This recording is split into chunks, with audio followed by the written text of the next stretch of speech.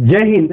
Class 12 के बच्चों को पता होगा कि अभी हम लोग इंटीग्रेशन को पढ़ रहे हैं और इंटीग्रेशन में आपके बुक आर.एस. अग्रवाल से यह जो टॉपिक है मेथड ऑफ इंटीग्रेशन, इसी को बना रहे हैं। तो मेथड ऑफ इंटीग्रेशन में सबसे पहला टॉपिक था इंटीग्रेशन बाय सब्स्टिट्यूशन।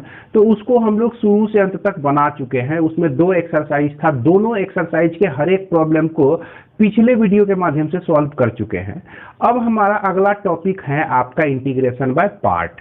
तो यह आपको जानकारी के लिए बता दूं कि इंटीग्रेशन का यह 14वां लेक्चर है और इस चैनल के माध्यम से आप class 11-12 maths book R S. Agarwal को शुरू से अंत तक बना सकते हैं और सीख सकते हैं। यहाँ तक क्लास 9 और 10 का भी एनसीईआरटी बुक का सॉल्यूशन अवेलेबल है इस चैनल पर।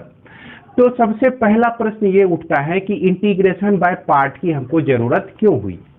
तो यहाँ पर क्या होगा कि इसके पहले जो हम लोग इंटीग्रेशन बाय सब्स्टिट्यूशन बना रहे थे, तो इंटीग्रेशन बाय सब्स्टिट्यूशन में कुछ ऐसे प्रॉब्लम थे जिसको सॉल्व कर पाना मुश्किल था, हम कर ही नहीं सकते थे। तो उसको सॉल्व करने के लिए इंटीग्रेशन बाय पार्ट का उपयोग किया जाता है। अब इसमें कैसे सॉल्यूशन, कैसे प्रॉब्लम शामिल हैं, इस पे हम लोग विचार करते हैं। तो इसमें जो भी प्रॉब्लम शामिल हैं, तो इसमें 2 तरह का फंक्शन है, gx और fx। 2 तरह का यहाँ पर फंक्शन का अगर प्रोडक्ट हो जाए तो इस तरह के प्रॉब्लम को सॉल्व करने के लिए हम लोग इंटीग्रेशन बाय पार्ट का यूज करते हैं। अब fx और gx या fx को शॉर्ट में हम लोग u इंटू v और dx के रूप में लिख देते हैं। ये आपका u एक फंक्शन हो गया और एक फंक्शन v हो गया।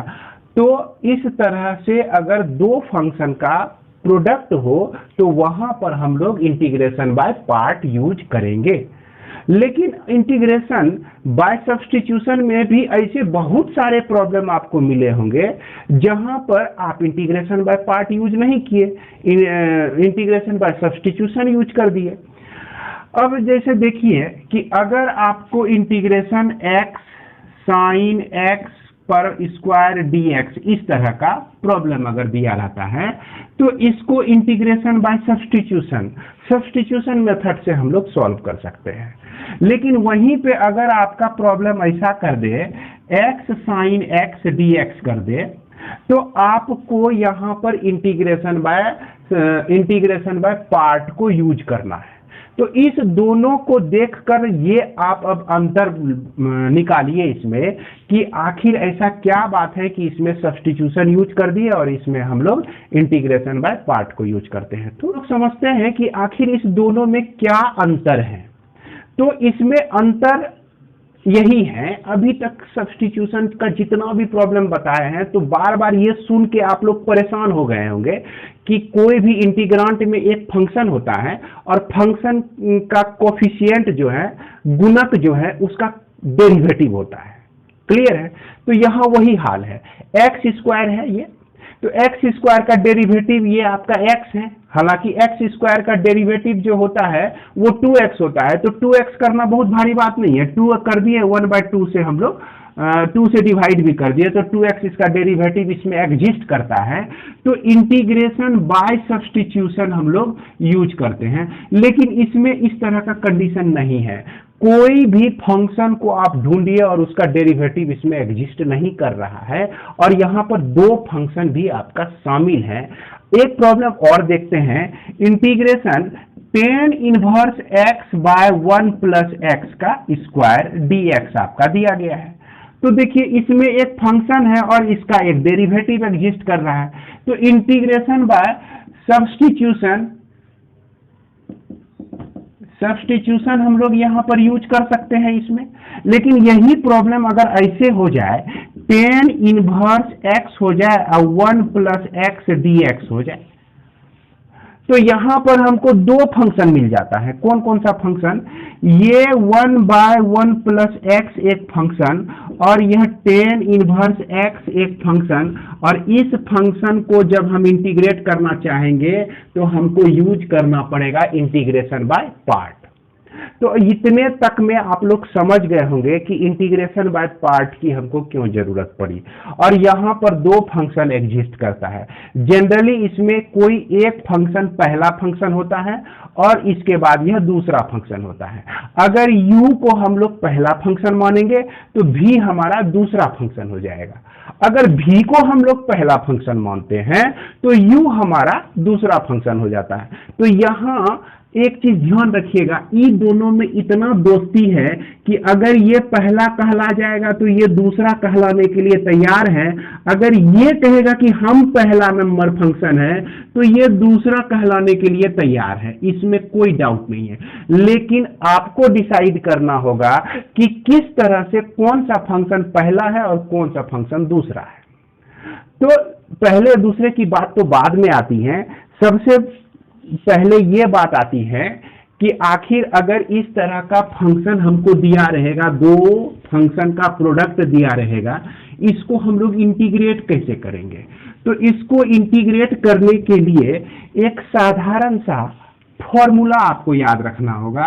u into v d x दिया रहे तो पहले u को कांस्टेंट रख दीजिए, v को आप इंटीग्रेट कर दीजिए, अब फिर उसके बाद माइनस लिख दीजिए, u का डेरिवेटिव आप लिख दीजिए, u का डेरिवेटिव लिख दीजिए और इंटीग्रेशन v डी एक्स कर दीजिए, v का इंटीग्रेशन कर दीजिए और इस पूरे को जो भी चीज यहां निकला सबको इंटीग्रांट समझते हुए एक बार फिर से इसको इंटीग्रेट कर दीजिए। तो यही रूल कहता है इंटीग्रेशन बाय पार्ट कहता है। क्लियर है। अब देखिए यहां पर हम लोग इसको इस तरह से समझ सकते हैं कि इंटीग्रेशन है ना ऑफ यह फर्स्ट फंक्शन और यह सेकेंड फंक्शन, दो तरह का फंक्शन है आपका। तो यहां पर पहला नंबर क्या करना है, फर्स्ट फंक्शन को हम कांस्टेंट रखेंगे, इंटीग्रेट कर देंगे हम लोग सेकेंड फंक्शन का। तो यहां पर ऐसे कीजिए, integration of second function, integration of second function हो गया। क्लियर है। अब फिर उसके बाद जो है माइनस यूज कीजिए, इंटीग्रेशन लगाइए, इसके बाद यहां पे आ जाएगा डेरिवेटिव ऑफ फर्स्ट लिखने का मतलब समझ लीजिए डेरिवेटिव ऑफ फर्स्ट फंक्शन, और फिर इंटीग्रेशन ऑफ सेकेंड फंक्शन को एक इंटीग्रांट बना लीजिए और इसके साथ dx आप लोग लिख दीजिए। तो इस तरह से हम लोग इसके फॉर्मूले को लिख सकते हैं। और भी क्या कहते हैं, थोड़ा सा इसको थोड़ा सा चेंज कर देते हैं। यहाँ पर इंटीग्रेशन तो आप करेंगे ही, सेकेंड फंक्शन का इंटीग्रेशन करेंगे, या आप ऐसे भी लिख सकते हैं इसको integral of second function, integral, क्योंकि जो भी हमको आउटपुट मिलता है इंटीग्रेशन में उसी को हम लोग इंटीग्रल कहते हैं। तो इंटीग्रल ऑफ सेकेंड फंक्शन, तो यहां भी सुधार लीजिए, इसको हम लोग इंटीग्रल ऑफ सेकेंड फंक्शन कहेंगे। ये अब हम लोग इसको एक एग्जांपल के मदद से समझते हैं कि मान लिया जाए कि यह आपका integration x e to the power x dx दिया गया है। तो इसको जो है देख रहे हैं कि यह फर्स्ट फंक्शन और यह सेकेंड फंक्शन होता है। तो फर्स्ट फंक्शन और सेकेंड फंक्शन, तो यहाँ पर जो है फर्स्ट फंक्शन कौन होगा और सेकेंड फंक्शन कौन होगा, सबसे पहले हमको इस पर डिसीजन लेना होगा। इस पर डिसीजन लेने के लिए आप लोगों को याद रखना होगा ILATE, लेट को याद रखना होगा।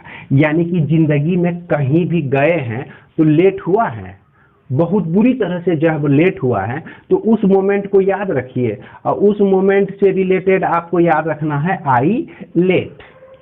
तो याद रह जाएगा ये। I का मतलब क्या होता है कि x inverse trigonometric function, I का मतलब होता है इनवर्स ट्रिगोनोमेट्रिक फंक्शन होता है। और उसके बाद L का मतलब होता है लॉगरिदमिक फंक्शन होता है। उसके बाद A का मतलब होता है एल्जेब्रिक फंक्शन होता है।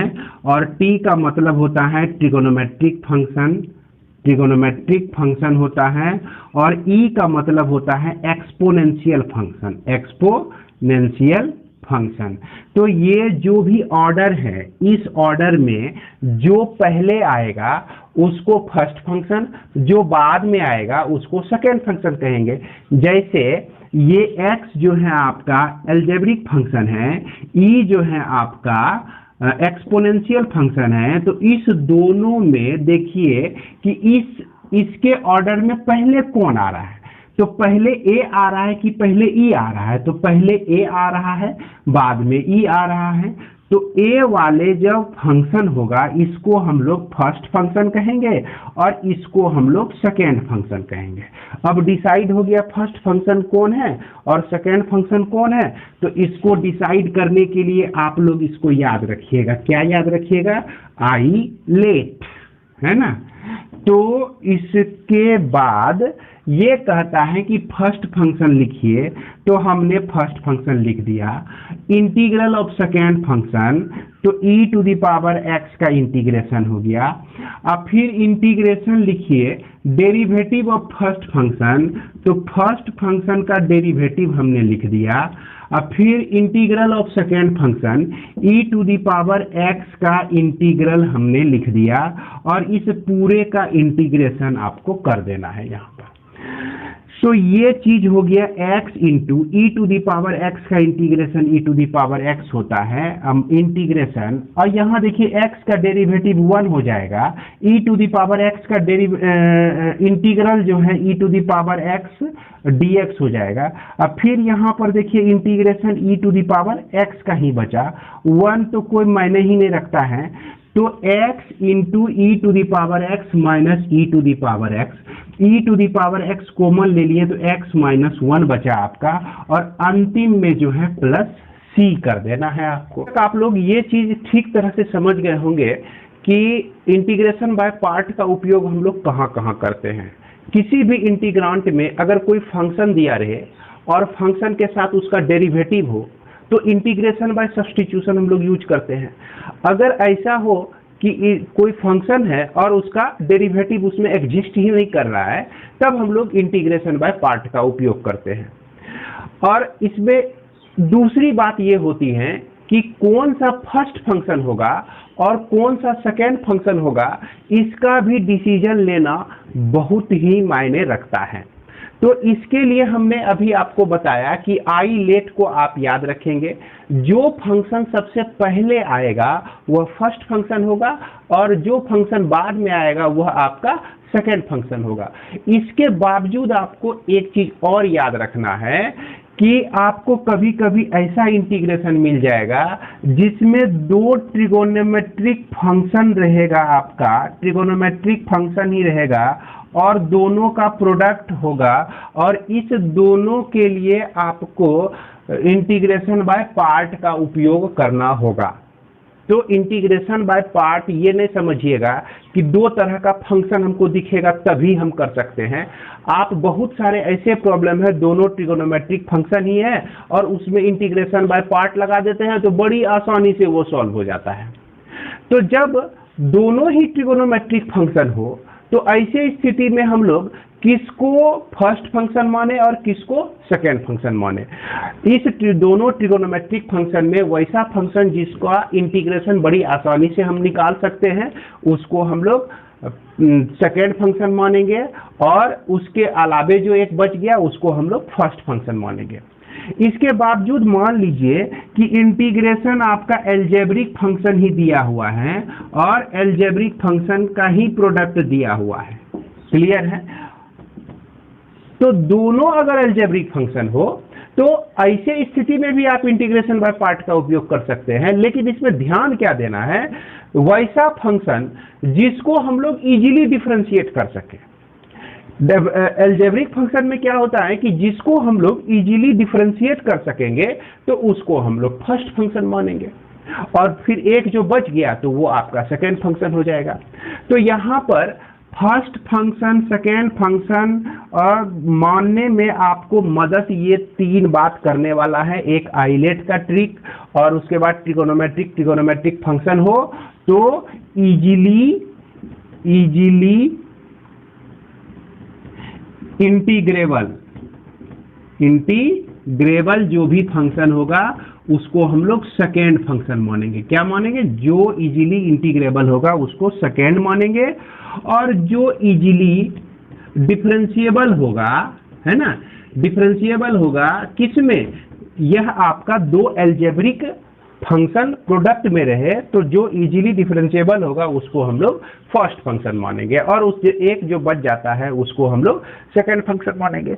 इसके बावजूद कभी कभी आपको क्या होगा, मिलेगा प्रॉब्लम कि एक ऐसा इंटीग्रेशन का प्रॉब्लम है जिसमें इनवर्स ट्रिगोनोमेट्रिक फंक्शन है, इनवर्स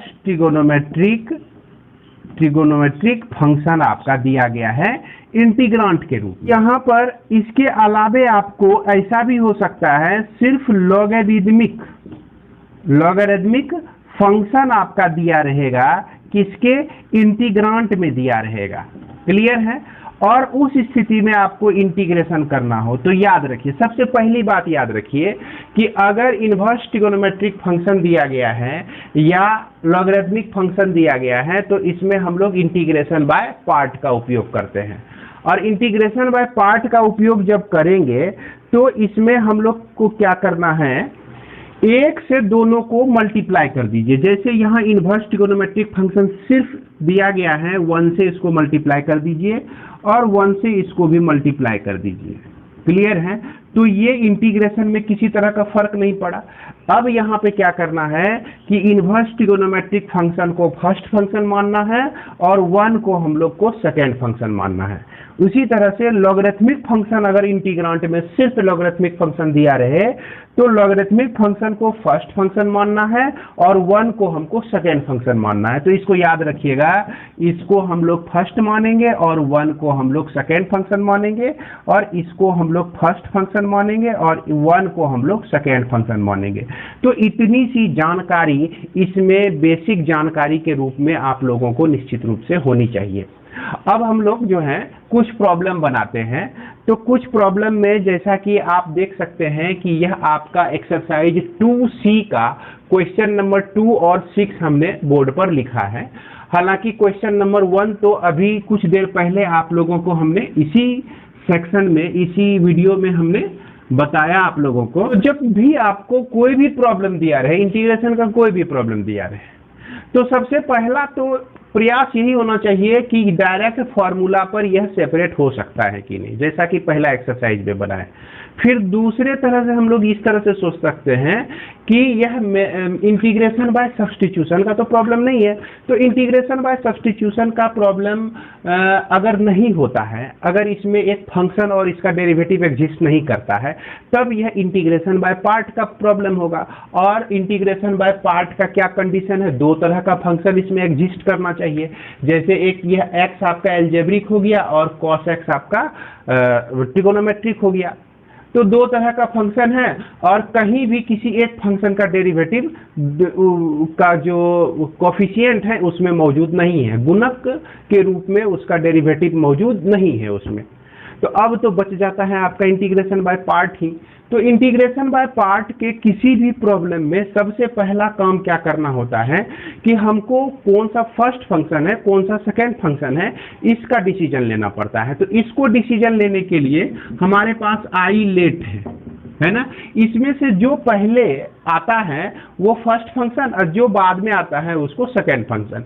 जैसे यहाँ पर देख लीजिए कि ये x आपका एल्जेब्रिक फंक्शन है, यह आपका ट्रिगोनोमेट्रिक फंक्शन है। तो पहले a आया है कि पहले t आया है? तो पहले a आया है फिर बाद में t आया है। तो इसीलिए इसको जो है थोड़ा स्टैंडर्ड से x को पहले लिख देंगे और cos x को बाद में लिख देंगे। और जो भी प्रॉब्लम आपका दिया रहेगा, है ना, इंटीग्रेशन बाय पार्ट में जो भी प्रॉब्लम आप बनाइएगा तो सबसे पहला काम कर लीजिएगा कि let i equal to this लिख लीजिएगा। किसी भी प्रॉब्लम को हम लोग लेट i इक्वल टू ये प्रॉब्लम हम लोग मान लेते हैं। अब इस नियम से हम चलते हैं तो ये नियम कहता है कि x को कांस्टेंट रखिए और cos x को हाफ इंटीग्रेट कीजिए, फिर माइनस डिफरेंशिएट आप कर दीजिए x को और फिर इंटीग्रेट कर दीजिए आप cos x को और फिर इस पूरे को इंटीग्रांट समझते हुए एक इंटीग्रेशन और कर दीजिए इसके साथ। तो इसलिए यह x हो गया, cos x का इंटीग्रेशन जो होता है आपका sin x होता है, और 1 का जो डिफरेंशिएशन होता है 1 होता है, cos x का इंटीग्रेशन आपका sin x dx, तो ये 1 हटा दीजिए, कोई फर्क नहीं पड़ता है, तो इंटीग्रेशन sin x का हो गया, तो x into sine x minus sine x का इंटीग्रेशन जो होता है minus cos x plus C लिख सकते हैं, इसलिए x sine x plus cos x plus C, यही आपका इंटीग्रल हो जाएगा। क्लियर है? इसके बाद आप इसको देखिए, तो यहाँ पर हम देख रहे हैं एल्जेब्रिक है और यहाँ पर आपका लॉगरिथमिक है, तो आई लेट में चले जाते हैं। क्लियर है? तो सबसे पहले एल है, तब उसके बाद एल्जेब्रिक है। तो यहाँ पर क्या करेंगे, इसको हम फर्स्ट फंक्शन मानेंगे, इसको सेकंड फंक्शन मानेंगे। तो इसके लिए सबसे पहले let I equal to integration log 2x को पहले लिख देंगे और इस x को हम लोग बाद में लिख देंगे। क्लियर है? अब इसमें जो है इंटीग्रेशन बाय पार्ट के लिए फॉर्मूला हम लोग यूज करते हैं। तो इंटीग्रेशन बाय पार्ट में कहता है कि फर्स्ट फंक्शन को पहले कांस्टेंट रखिए। तो चलिए हम लोग यहाँ फर्स्ट फंक्शन को कांस्टेंट रख दिए log 2x को, फिर इंटीग्रेट कर दिए x dx हो गया, अब फिर उसके बाद minus integration differentiation of log 2x, log 2x का डिफरेंशिएशन हो जाएगा, अब फिर इंटीग्रेशन x dx हो जाएगा, और इस पूरे को इंटीग्रांट समझते हुए एक बार फिर से इसको इंटीग्रेट कर देते हैं। अब यहाँ पर log 2x तो हम लिखेंगे ही, x का जो इंटीग्रेशन होता है वो x स्क्वायर बाय 2 होता है, अब फिर माइनस हो गया log 2x का जो डिफरेंशिएशन होता है 1/2x इंटू 2 लिख सकते हैं, फिर इस x का इंटीग्रेशन जो है x स्क्वायर हो गया, x स्क्वायर बाय 2 हो गया आपका। क्लियर है? अब फिर इसको, इसका जो है इंटीग्रेशन हम लोग ले लेते हैं, तो 2 यहाँ से कैंसिल हो गया, एक x भी यहाँ से कैंसिल हो गया, तो हमको मिल जाता है यह x square by 2 log 2x minus, इसको हम लिख सकते हैं 1/2 तो बाहर आ जाएगा, और यह x dx इसका इंटीग्रेशन हो जाएगा, जिसको हम x स्क्वायर बाय 2 इसको उतारेंगे, फिर log 2x को लिखेंगे, हम लोग log 2x को लिखेंगे, अब फिर उसके बाद x का जो इंटीग्रेशन होता है x स्क्वायर बाय 2 होता है, तो minus x square by 2 into 2 है, तो यह 4 हो गया, अब प्लस c, तो यही हमारा क्या हो जाएगा, इंटीग्रल हो जाएगा। तो उम्मीद करते हैं कि आपको यह समझ में आ गया होगा। तो इसी एक्सरसाइज में हम लोग क्वेश्चन नंबर 8 और 9 और 10 को देखेंगे। तो क्वेश्चन नंबर 8 में जो भी प्रॉब्लम दिया गया है, आपको एग्जाम में प्रॉब्लम पूछा जाएगा, तो आप यहाँ पर सबसे पहले डिसीजन लेते हैं कि यह डायरेक्ट फॉर्मूला का तो उपयोग कर नहीं सकते हैं, दूसरा इंटीग्रेशन बाय सब्स्टिट्यूशन भी यहाँ यूज कर नहीं सकते हैं। क्लियर है? ये x स्क्वायर का डिफरेंशिएशन जो होता है 2x आता है, 2x हुआ, लेकिन x यहाँ अकेला नहीं है भैया, x यहाँ पर एंगल है। क्लियर है? x यहाँ एंगल के रूप में है, सिर्फ इस x को हम लोग नहीं हटा सकते हैं, cos x एक कंप्लीट मीनिंग है, अब cos x और x दोनों अलग अलग मीनिंग नहीं देता है, एक ही मीनिंग देता है, इसीलिए यहाँ कंफ्यूज नहीं होइएगा। सर देखिए x स्क्वायर का डेरिवेटिव तो यहाँ एग्जिस्ट कर रहा है, तो नहीं, एग्जिस्ट नहीं कर रहा है। अब सबसे पहला काम है कि दो तरह का फंक्शन हो गया, एक यहाँ हो गया एल्जेब्रिक और दूसरा आपका हो गया ट्रिगोनोमेट्रिक हो गया। तो एल्जेब्रिक में और ट्रिगोनोमेट्रिक में फर्स्ट फंक्शन कौन होगा, तो इसके लिए हम लोग ILATE लेट इसको यूज करते हैं, a पहले आता है और t आपका बाद में आता है, यानी कि ये फर्स्ट फंक्शन पहले लिखा हुआ है, सेकंड फंक्शन बाद में लिखा हुआ है, तो उसी तरह से हम लोग यहाँ पर लिख देते हैं। तो ये देख लीजिए कि integration x square cos x dx हमने लिख दिया, और इसको हमको सबसे पहले लेट i इक्वल टू ये इंटीग्रेशन बाय पार्ट के प्रॉब्लम को कंसीडर कर लेना है। क्लियर है? इसको नहीं भूलिएगा। कंसीडर करने के बाद जो है integration x square integration cos x लिखेंगे, dx लिखेंगे, फिर उसके बाद माइनस इंटीग्रेशन डिफरेंशिएट कर देंगे हम एक्स स्क्वायर को, अब फिर इंटीग्रेट कर देंगे cos x dx को, अब फिर इस पूरे को इंटीग्रांड समझते हुए हम लोग इस तरह से लिख देंगे। तो यह I इक्वल टू आपका हो जाता है एक्स स्क्वायर, cos x का इंटीग्रेशन जो होता है sin x होता है, अब माइनस लिखिए इंटीग्रेशन, ये आपका 2x हो गया, और उसके बाद cos x का sin x dx हो गया इंटीग्रेशन। क्लियर है? cos x dx का इंटीग्रेशन क्या होता है? sin x होता है। तो लिख दिए इस तरह से। इस तरह से लिखने के बाद जो है अभी भी हमारा समस्या समाप्त नहीं हुआ है। फिर देखते हैं कि यहाँ भी दो तरह का फंक्शन हमारा बचा हुआ है। तो यहाँ में क्या करेंगे, इसको इक्वेशन 1 मान के और यहाँ पर हम लोग इसका वैल्यू निकालने का प्रयास करेंगे कि x into sine x d x का वैल्यू, क्योंकि यह 2 जो है आपका बाहर चले आएगा, इसका वैल्यू हम यहाँ निकाल के फिर इसमें पुट कर देंगे। तो इसको भी तो हम इंटीग्रेशन बाय पार्ट से ही सॉल्व कर सकते हैं।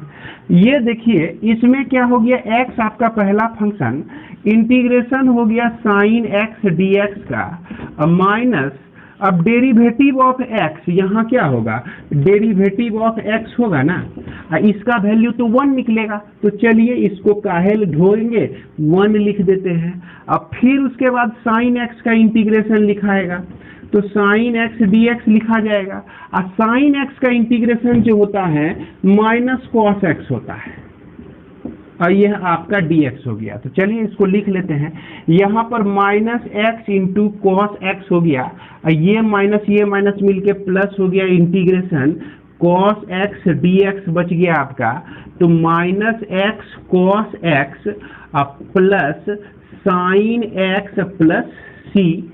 अब इस चीज को जो है आप यहाँ पर रख दीजिए इसके बदले में, तो यहाँ पे लिखेंगे कि from first I equal to x का square sine x minus 2 into minus x, देखिए इसका इंटीग्रल ये है, तो यह cos x plus sine x, अब बाद में c कर देते हैं, अभी इसको रहने देते हैं हम लोग।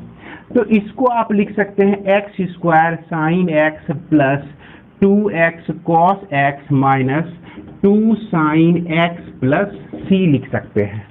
तो संभवतः आप देख सकते हैं कि यही आंसर है हमारा।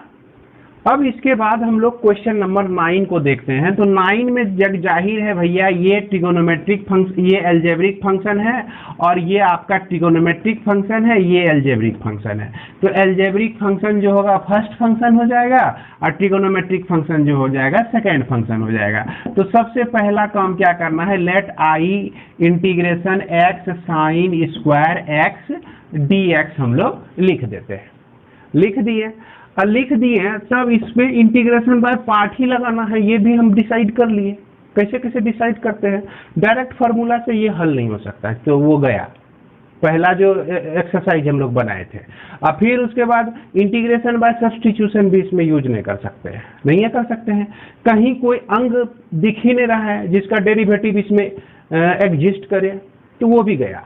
और उसके बाद इसमें 2 तरह का फंक्शन भी शामिल है, तो डिसीजन आ गया ना, इंटीग्रेशन बाय पार्ट तक आ गए ना हम लोग। तो इंटीग्रेशन बाय पार्ट में हमारा x कहता है स्थिर रखिए, और उसके बाद sign square x d x integrate कर दीजिए, और फिर माइनस लिखना है भैया, और x का डिफरेंशिएशन होता है यहाँ पर, है ना, x का डेरिवेटिव ये लिखना है, अब फिर integration sign square x d x, अब फिर उसके बाद dx। अब एक चीज इसको सॉल्व करने से हम लोग एक बात का डिस्कस करना चाहेंगे, एक चीज मतलब बताएंगे आप लोगों को, क्या कि अब जितना भी प्रॉब्लम इसमें बनाइएगा ना आप, तो आपको वो जो प्रॉब्लम होगा, जो भी प्रॉब्लम इसमें बनाइएगा, जैसे इसको इंटीग्रेट करना है आपको साइन स्क्वायर एक्स को, तो ये ऑलरेडी आप पिछले एक्सरसाइज में बना चुके हैं, और इसको आप लोग इंटीग्रेशन बाय सब्स्टिट्यूशन में बना चुके हैं। Integration sign square x d x का इंटीग्रेशन क्या होता है। अगर आपका उधर का प्रैक्टिस एकदम जबरदस्त है, जबरदस्त प्रैक्टिस की है, एक भी प्रॉब्लम नहीं छोड़ा है, जैसे कि शुरू से हम बोलते आ रहे हैं कि एको गो प्रॉब्लम नहीं छोड़ना। एको गो प्रॉब्लम अगर आप नहीं छोड़े हैं तो निश्चित रूप से इंटीग्रेशन बाय पार्ट को आप सुबह बैठिएगा और शाम होते होते, गारंटी है इस बीच में आप कहीं मतलब कि जा सकते हैं, पानी उनी पीने के लिए जा सकते हैं, थोड़ा सा जो नेचुरल वर्क है उसको करने के लिए जा सकते हैं। सुबह से शाम तक बैठे रहिएगा तो इसको आप पूरे एक्सरसाइज को सॉल्व कर लीजिएगा, क्योंकि अब आपका प्रैक्टिस बहुत हो चुका है अगर उधर सारा प्रॉब्लम आप लोग बना लिए हैं तो साइन स्क्वायर एक्स के लिए देखिए इंटीग्रेशन क्या होता है। तो यह आपको याद होगा कि इसको 1 माइनस कॉस 2x बाय 2 लिख सकते हैं, इस तरह से हम लोग लिख सकते हैं। तो अब देखिए 1 का इंटीग्रेशन तो x हुआ, इसके नीचे 2 है तो 2 तो आएगा ही। अब cos 2x का जो इंटीग्रेशन है ये आपका क्या होता है, साइन 2x होता है।